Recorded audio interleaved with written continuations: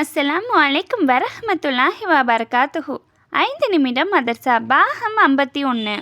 Friends, வீடியோக்குள்ளே போகிறதுக்கு முன்னாடி சேனலில் சப்ஸ்கிரைப் பண்ணாதவங்க சப்ஸ்கிரைப் பண்ணுங்கள். அதே மாதிரி வீடியோக்கு லைக் போடுங்க. இஸ்லாமிய வரலாறு. ஈசா அலி இஸ்லாம் அவர்களின் அழைப்பு பணி. அல்லாஹு தாலா ஈசா அலி இஸ்லாம் அவர்களை பனி இஸ்ரேல்களின் நேர்வழிக்காகவும் ஏகத்துவ அழைப்பு பணிக்காகவும் அனுப்பிய காலகட்டம் எப்படிப்பட்டதென்றால், பனி இஸ்ராயேலில் சமுதாயம் விவரிக்க முடியாத அளவிற்கு வரம்பு மீறி கெட்டு போயிருந்தது. இணை வைத்தலை தங்கள் வாழ்க்கையின் அங்கமாக கொண்டிருந்தனர்.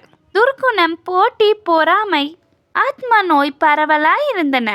தௌராத் வேத வசனங்களையும் கட்டளைகளையும் தங்களின் விருப்பப்படி சாதகமாக மாற்றிக்கொண்டிருந்தனர்.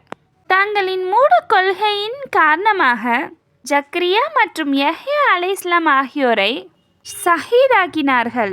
இவ்வாறு பாழ்பட்டு போன சூழலில் ஈசா அலைஹிஸ்ஸலாம் அவர்கள் தமது சமுதாயத்தினரை அல்லாஹ்வை வணங்கவும் அவனையே இறைவனாக ஏற்கும்படியும் நேரான பாதைக்கு வரும்படியும் அழைப்பு விடுத்து தமக்கு அருளப்பட்ட புனித வேதம் மூசா அலைஹிஸ்ஸலாம் அவர்களுக்கு அருளப்பட்ட தௌரத் வேதத்தை உண்மைப்படுத்துவதாகவும் கூறினார்கள்.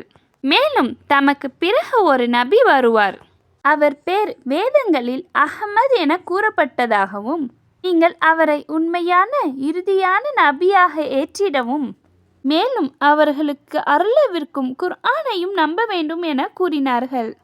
ஒரு ஃபரலை பற்றி. கணவரின் சொத்தில் மனைவியின் பங்கு. குர்ஆன்ல அல்லாஹு தாலா கூறுகிறான், உங்களுக்கு பிள்ளைகள் இல்லாமிருப்பதின் நீங்கள் விட்டு சென்றதிலிருந்து அவர்களுக்கு 1/4 பாகம்தான். உங்களுக்கு பிள்ளைகள் இருந்தால் அப்போது அவர்களுக்கு நீங்கள் விட்டு சென்றதில் 8ல் 1 பாகம்தான். இதுவும் நீங்கள் செய்திருக்கும் மரண சாசனத்தையும் கடமையையும் நிறைவேற்றிய பின்னரே. ஒரு முக்கிய அமலின் சிறப்பு. இருந்தவரின் குடும்பத்திற்கு உணவளித்தல். அப்துல்லா பின் ஜாபர் ரலியல்லாஹு அவர்கள் தெரிவித்ததாவது, ஜாபர் ரலியல்லாஹு அவர்கள் ஷஹீதான செய்தி வந்தபோது, அன்னாரின் குடும்பத்தினருக்கு உணவு அனுப்புங்கள், ஏனெனில் உணவை பற்றி நினைக்கப்பட முடியாத சூழல் ஏற்பட்டு உள்ளது என நபி ஸல்லல்லாஹு அலைஹி வஸல்லம் அவர்கள் கூறினார்கள். ஒரு பாவத்தை பற்றி. கருமித்தனம்.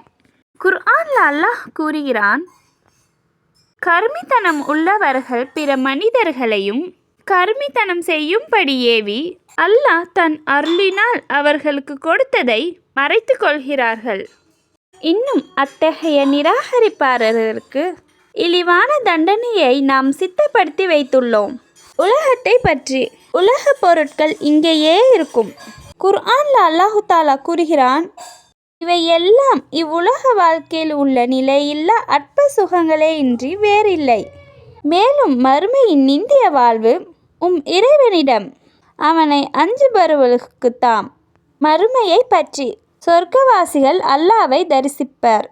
பௌர்ணமி நிலவை பார்த்த நபி ஸல்லல்லாஹு அலைஹி வஸல்லம் அவர்கள், நீங்கள் தம் இறைவனை இந்த நிலவை பார்ப்பது போன்று பார்ப்பீர்கள். அவ்வாறு பார்க்கும்போது எவ்வித குழப்பத்தையும் நீங்கள் உணர மாட்டீர்கள் என கூறினார்கள். அன்னலாரின் அறிவுரை. அல்லாஹு தாலா கூறியதாக நபி ஸல்லல்லாஹு அலைஹி வஸல்லம் அவர்கள் கூறினார்கள், எனது அடியானே, நிச்சயமாக நீ என்னை வணங்கிக் கொண்டே என்னிடம் மன்னிப்புக்கான நம்பிக்கையை கொண்டிருந்தால் நான் உன்னை மன்னித்து கொண்டே இருப்பேன்.